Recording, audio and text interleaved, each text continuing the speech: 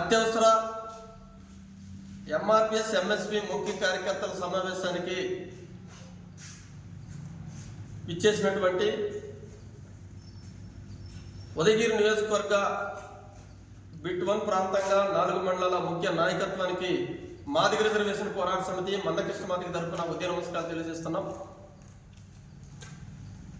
పెద్దలారా, ప్రజాస్వామికవాదులారా, ఎంఆర్పిఎస్ వ్యవస్థాపకులు గౌరవ శ్రీ మందకృష్ణ మాదిగ గారు 30 సంవత్సరాల అకుంఠ దీక్షతో జాతి లక్ష్యమైనటువంటి ఎస్సీ వర్గీకరణకు ఆగస్టు 31వ తేదీన సుప్రీంకోర్టు ద్వారా అంతిమ తీర్పు ఇచ్చుకొని ఆ విజయోత్సవంగా మరి మాదిగల ఆత్మీయ కలయిక కోసం రాష్ట్ర పర్యటనలో భాగంగా అన్ని జిల్లాలకు అన్నగారు ఇచ్చేస్తున్నారు. ఆ సందర్భంగా నెల్లూరు జిల్లాకు కూడా గత మాసంలో 3 డేట్లు ఇచ్చి వాతావరణ అనుకూల పరిస్థితి, అదేవిధంగా అన్నకి బిజీ షెడ్యూల్ కారణంగా వాయిదా పడటం జరిగింది. మరి అన్నగారు ఏ క్షణమైన జిల్లాకు మరో తేదీ ప్రకటన చేస్తాడు.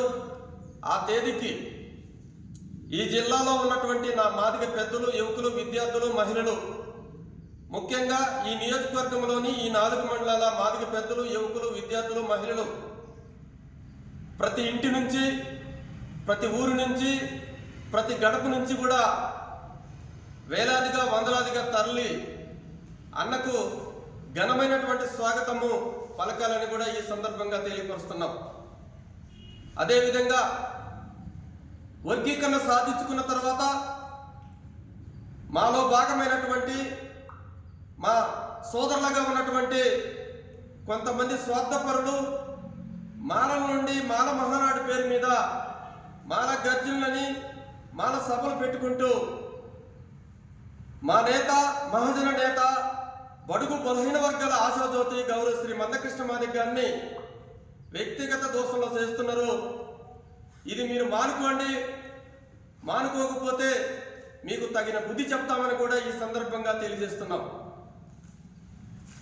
మాదిగ ఎంఎస్పి నెల్లూరు జిల్లా అధ్యక్షులు ఈరోజు ఉదయగిరి నియోజకవర్గ స్థాయి బిట్ 1 సమావేశం ఏదైతే ఏవిఎం కాంపౌండ్ నందు జరుగుతూ ఉంది.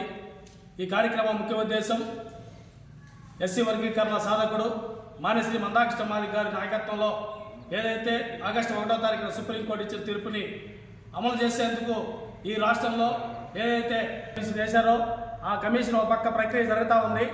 దానిలో భాగంగా మాన్యశ్రీ మందకృష్ణ మాదిగ గారు ఏదైతే వర్గీకరణ పోరాటంలో ఎందరో అమరవీరుల త్యాగాలతో వచ్చిన ఈ వర్గీకరణని అడ్డుకోవాలని చెప్పి ఈ రాష్ట్రంలో ఉన్న ఏదైతే తెలుగు రాష్ట్రాల్లో ఉన్న మాల నేతలు వాళ్ళు పగల్బాలు ఏదైతే ఉపన్యాసాలు చెప్తూ కృష్ణ మాదిగ గారిని అత్యంత ఏలనగా మాట్లాడడం అంటే నిజంగా ఈ దేశంలో ఏదైతే భారత రాజ్యాంగం పట్ల వాళ్ళకి నిజమైన గౌరవం ఉంటే ఈ దేశ అత్యున్నత న్యాయస్థానం సుప్రీంకోర్టు ఇచ్చిన తీర్పుని ఏ విధంగా వాళ్ళు అడ్డుకుంటారో, లేదా వాళ్ళు అంబేద్కర్ వాదులైతే మాన్యశ్రీ మందకృష్ణ మాదిగ గారు ఏదైతే ఎస్సీలో ఉన్న 59 కులాలకి 15% రిజర్వేషన్ని సమానంగా ఎవరు జనాభా నిష్పత్తి ప్రకారం వాళ్ళకి పంచాలని చెప్పి మాన్యశ్రీ మందకృష్ణ మాదిగ గారు 30 సంవత్సరాలుగా పోరాడుతుంటే దాన్ని అడ్డుకోవడం చూస్తుంటే నిజంగా వారు అంబేద్కర్ వాదులు కాదు, వారి పేరుకే వాళ్ళు అంబేద్కర్ వాదులు.